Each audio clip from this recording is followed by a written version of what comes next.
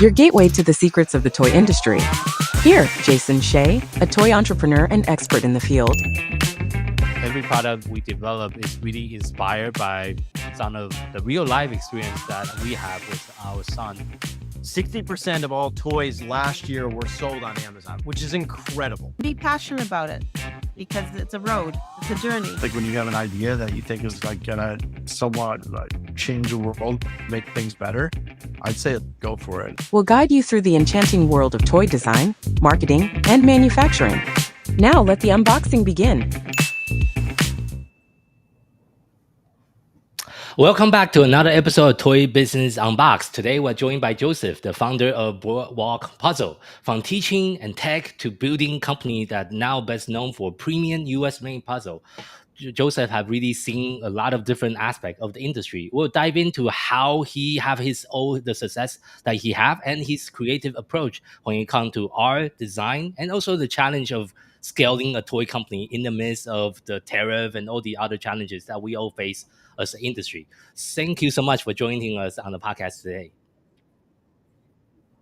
Thank you, Jason. It's fun to be here. You're welcome. So, Joseph, can you kind of first share with our audience what inspired you to leave your teaching and tech career and started a puzzle company instead? Well, I think one of the things that inspired me is that I love art. And I think art can do a lot to communicate stories. Just a single piece of art can be a whole story.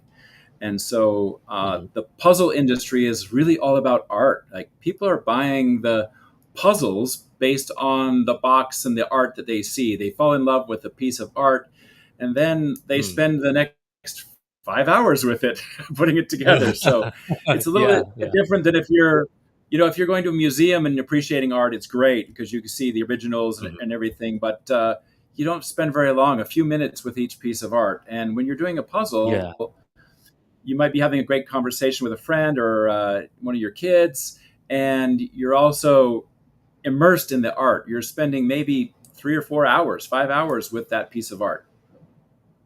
I see. And like, what about your personal journey? About how do you started the company way back when? Well, the origins of the company are pretty interesting. We started with wooden puzzles, and a couple friends and I bought a hand-cut wooden puzzle company in Maine. And part of that transaction was we thought, well, we have to also be able to make really high-quality puzzles using technology that we could offer to the masses, because a hand-cut puzzle might be $1,000 or $2,000, and that's just not affordable for majority of the population. So if we could cut that, to 20% or like even 5% of that cost, then we could make it accessible. We could make a really cool wooden puzzle for $100, way different than $2,000. So that was part of it. We thought we could marry technology and the artistry and craftsmanship of hand-cut puzzles to start Boardwalk Puzzles. The origin story is really funny because I got a call from the buyer at Barnes & Noble shortly after they were acquired by a British company. And the CEO of the new CEO of the big parent company for Barnes & Noble said, "Hey, I want you to go out and find the coolest puzzles you can find anywhere and invest in them, because puzzles are going to be huge." And this is right at the beginning of the pandemic.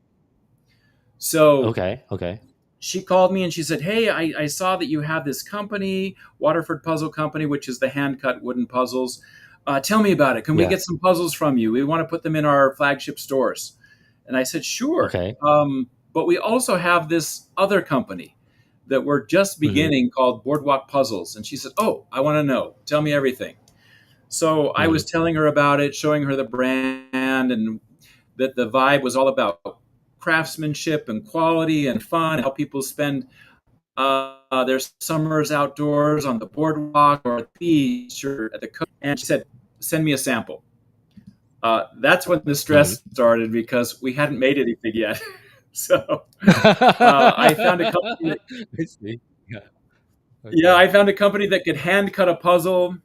I went to like Hobby Lobby, tried to find a box. We crafted a box, design really great graphic designer friend of mine helped with some of the packaging and the logo. We printed some stickers. We made a box. We made one puzzle, and I shipped it to her. Okay. And I thought, oh, here Okay. goes. We'll see what happens.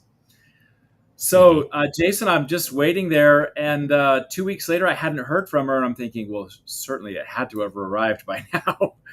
So I called her and I said, hey, did you get that puzzle? And she said, yeah, I don't have it. And I said, but did you get it? Oh, yeah, I got it. And I put it together. And then my parents put it together. And now my nephew and his wife are putting it together. And I said, but you've only had it for like a week. And she's like, yeah, everybody wants this.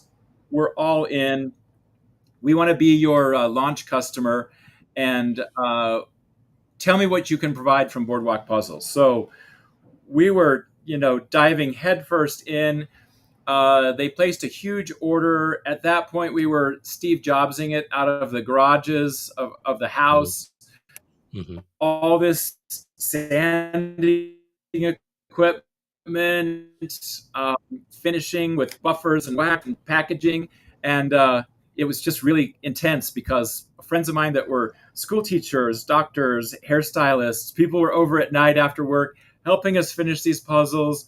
My neighbor loaned us his truck. I was calling UPS, can you stay open for 30 more minutes while we deliver this shipment? And anyway, that was the launch story. So Barnes & Noble was our first big customer, and they're still a customer today. This was in the summer of 2020. We turned on our website on Thanksgiving Day, 2020, and we sold out of some of our products the very first day. So we knew we had, caught on to something that was going to grow and that people were really looking for. So that's kind of the origin story of how we got going. There's a lot more details and funny things and crazy things happen, but somehow we made it and we launched in 2020. I see. Thank you for sharing that story. What Before we like continue, can you do me a small about that story? Before we continue, you can do me a small favor. Click on the gear icon next to your name, and if you can change the camera resolution to low for me, it's a little bit lagging on the video feed. I just want to make sure people can hear the conversation well.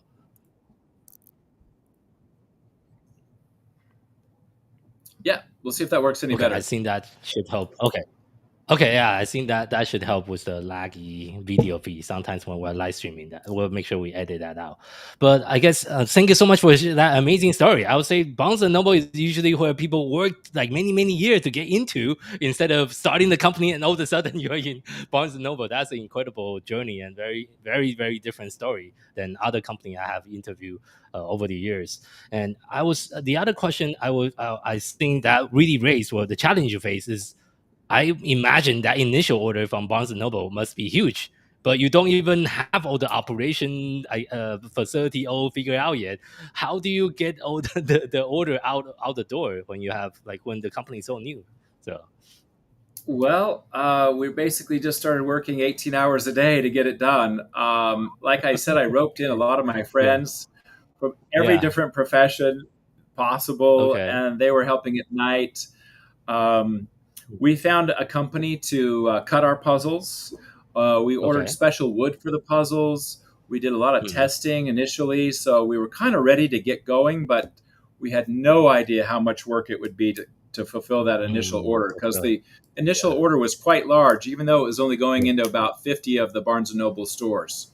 But we were stressed. Let me just tell you, like no sleep for 4 months. I see. Yeah, that's both a blessing and a curse at the same time, almost, because you get such a big order early on in the company. And looking back, what would you say that really set the Boardwalk Puzzle Company apart from all the other competitors on the market? I think it was creativity. We really leaned into creating what we called playful pieces, so little identifiable shapes. We themed all of the cut patterns and even some of the nubs in the puzzles to the art. We got unique art that was you couldn't get anywhere else. So we partnered with some artists early on. Some of them created stuff expressly for us.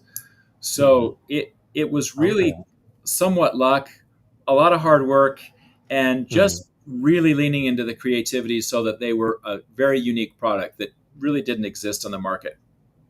I see. And currently, do you still keep most of those art in-house, or do you try to get more licensing? What was your strategy right now to get more kind of puzzle design out there? Initially, we worked with third-party artists, and now we have our own art studio where we have more than a dozen artists that work with us. And Oh, okay. we've been able to develop and improve our art standards and the type of art that works well for puzzles, particularly shaped puzzles. So we just did a French bulldog. It's in the shape of a bulldog, but it's wearing kind of an Ed Hardy style sweater that gives the puzzle a lot of fun and interest. So we've learned a lot even since 2020. But I also learned a lot before 2020 working for the hand-cut puzzle company. I was running that company for a short while as well. Oh, And, okay. they had, a 40-year history of hand-cut wooden puzzles. Okay, I see. And I think you have a few of your product with you today. Would you mind kind of Yeah. demoing some of the Well, product? we have branched out into traditional puzzles quite a bit, and that's our biggest market right now because they're a lot more cost effective for folks. So this is a sample of art that was created in our in-house art studio. Okay. This is one that's called Safari Expedition. And we really have, prided ourselves on the craftsmanship. So you can see the box is very nice. It's got a magnetic close. We use really premium quality board so that the puzzle pieces are, going to last if you put it together 10 times, 20 times. We do something that's a little bit unique in the industry. We put in a resealable bag. Oh, okay. Because once you bust this bag open, your puzzle pieces are going to be everywhere, right? You can zip them closed in this bag. And then we also include a really beautiful art insert. Oh, okay. And I think one of the keys is that we never use AI art. This is all art that is crafted by artists that have a lot of training. Most of them all have degrees in art. They've been painting collectively for about 200 years. They're really experienced artists, and you can only get this type of art through our company. Let me show you one other one that I think is really fun. This is currently the top-selling title at Costco. Oh, okay. It's called Roswell. Roswell, and as you can see, there's the artist is paying homage to almost every sci-fi, Martian related TV series, movie that's ever existed. So all kinds of funny stuff in this painting. You can even see the cow being lifted up. Yeah, that's actually very fun design. Yeah. Even a guy eating his cheeseburger and fries is being beamed up to the ship. So, this is a very fun puzzle. This is a 1,000-piece puzzle, but we make 500 and 1,000-piece puzzles right here in our facility in the U.S. I see. And any other product? And I think you're also very into speed puzzle. Can you also talk a little bit about your speed puzzle line and all the different special function or feature that you include in your speed puzzle line as well? Jason, have you ever timed yourself on a puzzle? I think I'm very slow. It takes me a few days to finish a 500 piece. Well, I'm middle of the pack too, so I wouldn't be super fast on a team. But I think of speed puzzling kind of like pickleball. Maybe 5 or 6 years ago, very few people played pickleball, and now it seems like everybody plays pickleball. So speed puzzling is kind of the same thing. It's been around for a little while, but in the last 4 or 5 years, it's really popped off. And there's now a speed puzzle association for every state in the union. Oh, I didn't know that. Okay. Whoa. And there is the U.S. Jigsaw Puzzle Association that sanctions the events. They set the rules. They collect the times, and you get ranked because you have a score. Oh, whoa. Okay. For every official event you participate in, like maybe you were a professional golfer or tennis player or something, you get a ranking. So Oh, all whoa. of these Okay. times from official events go into your ranking, and it's really a fun experience because you get to be with a lot of really great people. The puzzling community is so friendly. Mhm. Everybody is like collaborative and just likes to have fun and get together. And you see, friends from before. If you don't have enough for your team, other people will join your team and they'll help. So it's really something that almost anybody can do. Mhm. And so speed puzzling really has taken off. Last Saturday, so just 2 days ago, we had close to 500 people at our headquarters here for the Mhm. Utah Speed Puzzling Championship. Nice. Okay. And I got to tell you, the fastest puzzlers are just incredible. They're like a machine, just putting the pieces down. See, they could almost just from a pile of pieces see where each one goes. Yeah, yeah. They're I just definitely crazy can do fast. that. Yeah. We had a group doing a puzzle about this size, 500 pieces. Yeah. The fastest pair, two people, working on a 500-piece puzzle, finished it in 28 minutes and like 20 seconds. Oh, whoa, that's incredibly fast. Yeah. And a lot of the solo puzzlers could finish a 500-piece puzzle in under an hour, Under an hour. which Okay, just, that's really quick. blows Yeah. my mind. It would take me 4 hours to do that, but they're Yeah. just so fast. But for your company, when you're designing puzzle for the speed puzzler, what are some of the things you change that's different than the regular puzzle, I guess? Well, Jason, we actually launched a new brand on Saturday. Okay, yeah, tell me more about that. Yeah. The Boardwalk brand is our flagship brand, and it's Mhm. puzzling for everybody, kids, adults, seniors, whatever. Um, Mhm. the Speedmaster brand was inspired by speed puzzlers. Here's a Okay. picture of the box. Mhm. So some of the differences with this is the type of puzzle material we used is really rigid, super tight cuts. We cut them differently than the other puzzles so that when you Mhm. finish the puzzle, you can actually swing it like this. It'll stay together. It's so tight. Oh, okay, okay, okay. We have a different surface. We have a texture and a non-glare surface on all of those puzzles. We even made the insert smaller, but on cardstock, so that you have a good Oh, picture reference. I And the see. box also doubles as a photo reference. Okay, okay, okay. Some of the other cool things about this particular brand is you see this limited edition sticker. It's kind of a Yeah, yeah, foil. yeah. Anyway, Mhm. of this particular puzzle, only 1,200 are ever made. Oh, okay, okay, And every okay. box is numbered. So this is puzzle number 1156 of 1,200. Oh, whoa, okay. I see. So becoming a limited edition is really cool.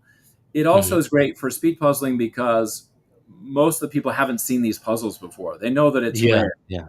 And so if you're Mhm. doing it, it's a more fun competition because everything is Mhm. new. Never knew. Yes, yeah. Mhm. We also put a speed dial on here so you can see how fast this puzzle should go. It can go Oh, okay. quick, faster, or turbo. Okay. Turbo is the fastest. If it's turbo, it should go together really quickly. Okay, This okay. is kind of a moderate one. So this you can see that this puzzle was painted with different color sections. Yeah. And that allows you to sort your pieces into at Mhm. least 12 groups. This is the Mhm. full image on the back. The Yeah. lettering often helps puzzlers too because letters are typically a little easier to put together. Oh, yeah, yeah, easier to find, yeah. Mhm. And then the last thing, which is the thing that I'm most proud of, is this little QR code. Mhm. The QR code goes to a landing page where you can put your own time in.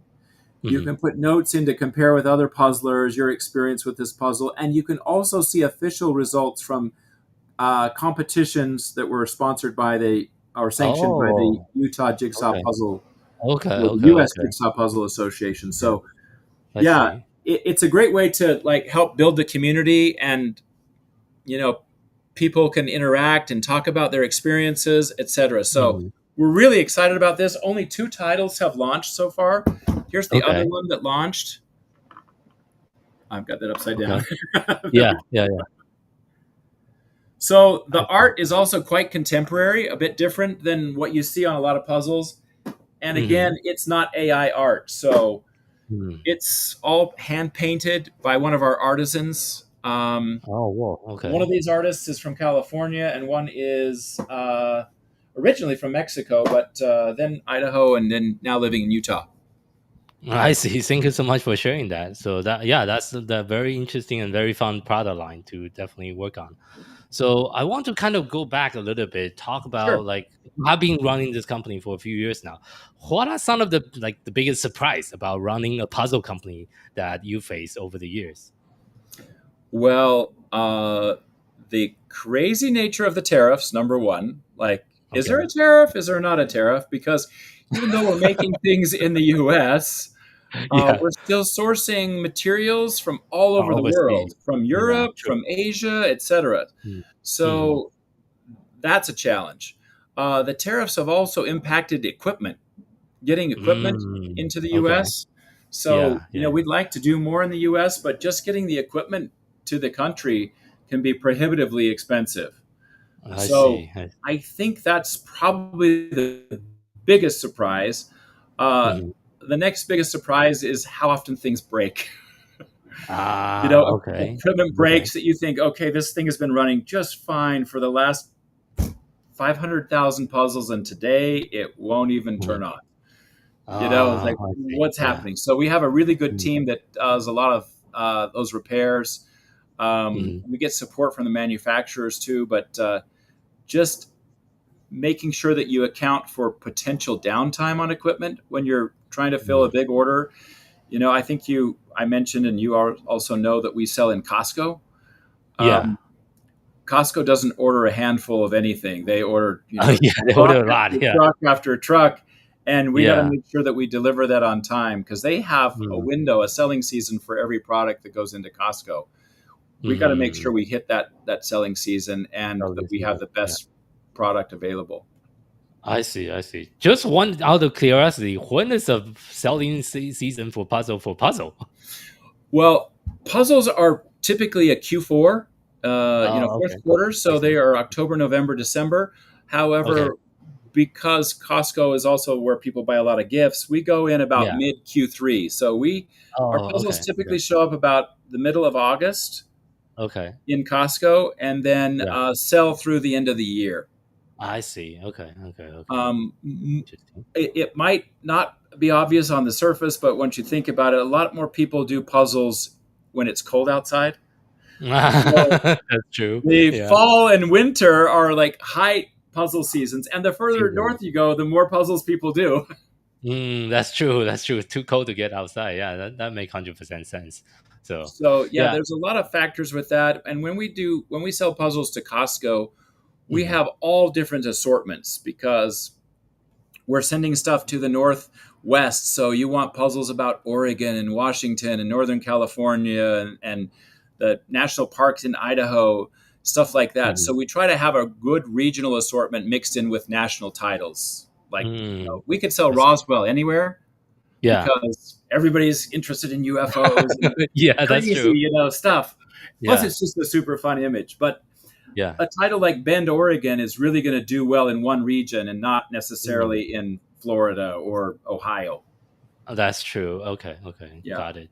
So, and I want to go back to your decision in your own entrepreneurial journey when you decided to produce everything in US, which is a big decision because I would say 80% of companies within the toys and game industry manufacture overseas. Can you kind of walk us through on why do you make that decision and what are some of the challenges for people that actually is kind of new or early in their entrepreneurial journey within the industry? What are some of the things they should even consider to make that decision that okay, I should manufacture in US or I should manufacture in overseas? Well, the decision to make things in the US was really driven on the fact that we want to be able to turn things around quickly. So a Okay, fast okay, turn time is critical for yeah, that. Also, okay, to be able to oversee the quality ourselves, I to see. be Okay, able okay, to have eyes on things as they're happening. And we thought we could learn a lot faster by doing that. Uh, makes sense. Okay, when you're yeah, manufacturing something, you see the problems immediately. And mm-hmm. then you kind of can also see what's causing those problems. Is it the design? Is it the die wasn't made correctly? Is it the art is difficult? Is it the way it's laminated? Is it the board? Is it the box? Yeah. So it allowed us to learn a lot faster than if we were to just work with partners overseas. True. Now, Yes. we still make a few limited products with partners overseas, but the majority of what we make is in our traditional puzzles in the U.S. So we make 100-piece puzzles, 500-piece puzzles, 1,000-piece puzzles, all here in the U.S. And we're really happy. We make more than 1 million puzzles a year. Oh, wow. Okay. That's a big volume. So crossing that threshold a few weeks ago was a huge achievement for the company. We're super excited about that, and we want to continue to grow here in the U.S. But we do have great partners in Europe and in Asia that also help us source materials, parts, components, etc. So it really is a global economy, and I hope people really appreciate how interconnected all of us are.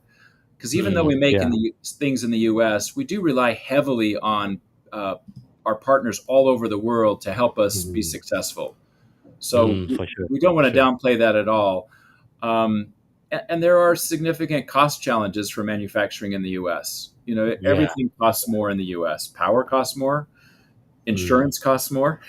Things that you don't think about it. Labors, At first, as an entrepreneur, you think, oh, employees are going to cost more. Or, maybe the equipment costs more or the building costs more. But when you think about all of the stuff costing more, it's like, oh, this is a challenge in the U.S. And we're only successful because we're very efficient. I see. If we weren't this efficient, we could never compete by making stuff in the U.S. I see. What are some of the, I guess, strategy that you try to do with your manufacturing facility here in U.S. to kind of just like you mentioned, streamline efficiency and also reduce on some of the costs at the same time? Well, we know that our equipment is a big cost, so we want to run our equipment, as much as possible without it, breaking down. We try to have multiple shifts going, particularly during our peak season. We might even run 3 shifts. Okay. I think my background as a professor, analyzing every aspect of our business, working with our team to do that. We have some very sharp people in our manufacturing, our operations, and our production area. That we all work together to analyze things. We were, for example, manufacturing everything and then boxing it separately. So we're counting the time it takes for everything to move from place to place and how many people. And we realized if we boxed it right at the manufacturing location, so like right at the die press and the bagging area, we could save a lot of time and we could reduce the number of people on the floor by 2 or 3. Oh, okay. Okay. That's a huge save. So, and every shift and 3 shifts a day, that really adds up. We got rid of our, 60-foot conveyor belts, and we got short 5-foot conveyor belts that are right at the source of the manufacturing. It also helps with quality control because there's no chance of things getting mixed up because whatever puzzle's being made on that machine is not going to go anywhere else until it's in the box. True. Yeah. So we ended up having to buy a few more small pieces of equipment, labeling equipment for recording the lot number, the manufacturing codes, the die codes. But those were incidental to the cost of employing more people to just move things from place to place. So that's one of the efficiencies. I think also just analyzing every aspect of what we do, how the box is designed, how the bag is designed, how everything, just to make sure that what we're doing is no extra work. Every step of the process is as tight as possible. And we look for bottlenecks. Once you fix one bottleneck, another one pops up. That's just operations. So if we can chase down 15 bottlenecks, by the time we get done with that, the next bottleneck doesn't have much of a gain. We're really taken all of those gains on the front end and made it more efficient. I see, I see. And on the marketing side, what are some of the strategies that have been working well for you and your brand? Uh, on the marketing side, one of the things that has driven sales both at Costco and on Amazon and in our own showroom and website is the fact that we do get involved with these speed puzzling competitions and Okay, community events. okay. We've got lots of events coming up. One of them is called Puzzles and Bubbles. Oh, okay. So our Okay. marketing team says, yeah, it's like puzzles are a great conversation place. Yeah, They're great. They're like a coffee shop or, place a little cafe where you would go to have a conversation with your friends. And so yeah. they have this evening where you can come get all kinds of like sodas and dirty sodas with mixed things in, flavors and half and cream in your soda Yeah. and do a puzzle together and then also have music requests so you can join a jam session that night. Oh, So okay. you, That you sounds can fun. request music, have a great Yeah. conversation with some friends, get a cool puzzle kit, and have some refreshments as you talk. Oh, that sounds like a wonderful concept. Yeah. I We've see. also sponsored live jazz events, so like a date night for couples and Oh, groups that want to come out. We had a okay. live jazz band in our manufacturing facility. So in the evening, you can pick out your puzzle and you can put it together with a friend or a spouse or somebody, uh, and then just listen to great jazz music. We make contributions to the band because they're just starting out their career and they're really phenomenal musicians. So it's Hmm. all kind of community building around the music, around the puzzling community, etc. So those Oh, events nice. and sponsoring speed puzzling events in Texas and Utah and California and other places, Ohio, have really Hmm. helped our marketing. We also had ESPN come and film one Oh, of our speed I puzzling see. events in Ohio, and that Oh, also nice. really Okay. helped because Yeah. people didn't know about speed puzzling, and then they see this on ESPN and they're like, Yeah. "Wait, what's that? I want to do that. I can do that. Anybody can do Mm. that." Yeah, yeah, yeah, yeah. I didn't realize how big the speed puzzling community is before I talked with you, actually. Yeah. So it has been pretty like eye-opening to understand. Oh, there's a whole industry and a whole community around just speed puzzling itself. So that's incredible. So I think another thing that's really helped us on the marketing side is being really innovative with new products. okay. Coming up with art series that are really attractive to people, reaching out Hmm. to artists and having them join our art studio that appeal to specific niches like the Hmm. gaming community. We have some artists that paint for like big board game companies. And Okay. so people are looking for that name, someone that they recognize and say, oh, I want that puzzle now because I know that artist. I love that game they did, a couple of years ago. So I that's see. helped. But yeah, like I said, the innovation on the product development side has probably pushed us forward the most. I see. Thank you so much for sharing that. And I guess over the year, what other advice will you give to other founders within the toys and game industry? Try to kind of balance both growth and also quality in the product itself. Well, there's lots of room in any industry for different levels of quality. But as a company, we've never been interested in being anything but the very best. So we're Hmm. really driven by that notion that we can never rest. We always have to get better. Every day, we got to be Hmm. thinking about how can we make this product better? How can we try new things? What can Hmm. we do with interactivity that will make people enjoy the experience more? How can we help people connect better while doing Yeah. a puzzle? I mean, it might Mhm. sound really odd to say, well, how can people like talk to each other more by doing a puzzle? But that's what we think about. Can we Hmm. create things in the puzzle that are conversation starters? Hmm. They're like discoveries that you would find in the puzzle that you can talk about. Hmm. Um, Also, just unique puzzle concepts. Yeah. I think I have one here that's coming out soon. I'll give you guys a sneak peek. This is Sure. called the Ugly Sweater Countdown Calendar. Okay, that's pretty fun. Yeah. So inside, it's pretty cool. You've got a little art booklet, Okay. and then you've got basically 15 of your grandma's funky drawers. Okay. And then Yeah. inside each of the drawers is a 100-piece puzzle, and it can be anything from this, which is "You'll Be Sorry," to a Santa suit. Okay. Yeah. It's Been a Rough Year, I see. Okay. or Slay the Day.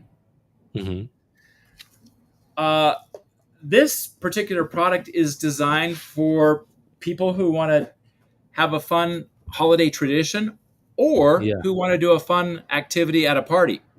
So at a party, Okay. you could have individuals or couples all putting together puzzles and then Oh, yeah. competing with each other or exchanging puzzles. It's just really fun. And those Yeah. puzzles are all in the shape of a sweater. They're Oh, not whoa. square. Okay.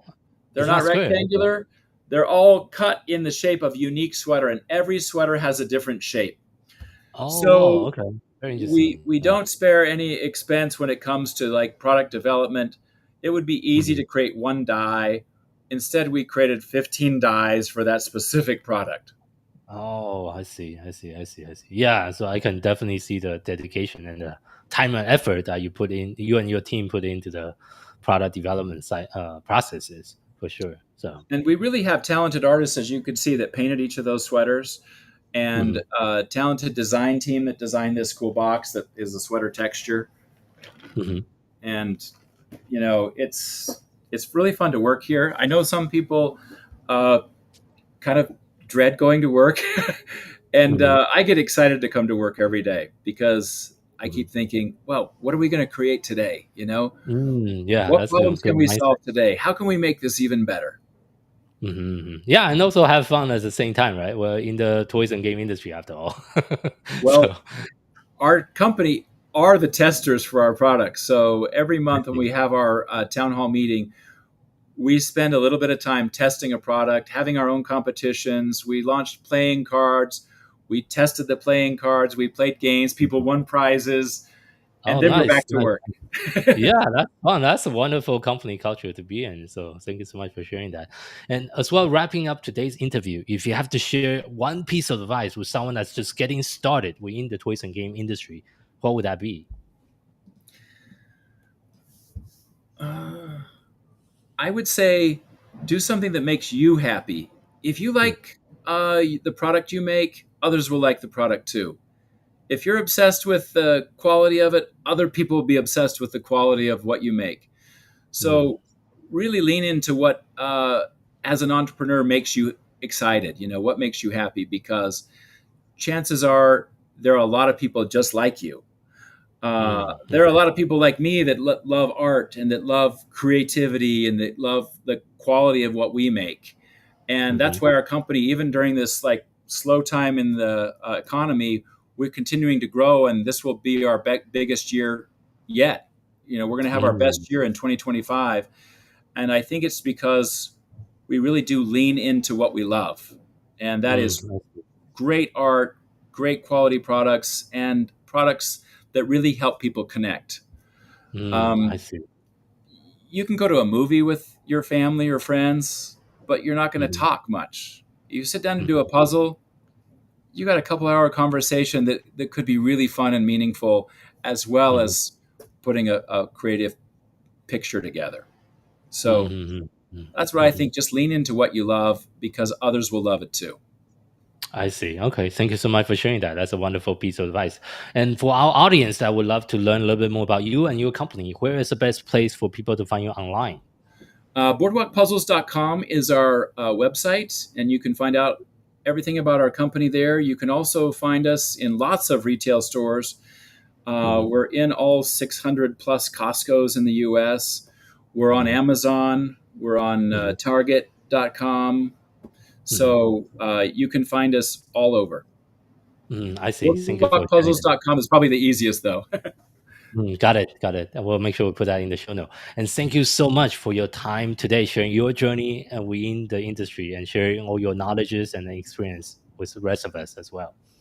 Well, it was fun to be with you, and we love talking about toys and games, and we're even working on our next phase of our company, which is board games. So Oh, well, okay. Okay. we'll have more to come next year.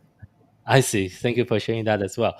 And for our listeners, thank you so much for tuning in to this episode of Toy Business Unboxed podcast. We hope you have enjoyed today's conversation and find it insightful and inspiring. If you like what you have heard, be sure to subscribe to our podcast on your favorite platform so you never miss an episode. We really appreciate your support and would love it if you can leave us a review and share the podcast with your friend and colleague. For more resource, tips, and the latest update within the toys and game industry, visit our website at toy-launch.com. Join the conversation and connect with us on social media using hashtag #ToyBusinessUnboxed. We'd love to hear your feedback and suggestion for future episodes. Until next time, keep innovating, keep creating, keep bringing joy to toys. This is Jason Hsieh signing off on Toy Business Unboxed podcast. We'll see you in the next episode. Thank you so much, everyone.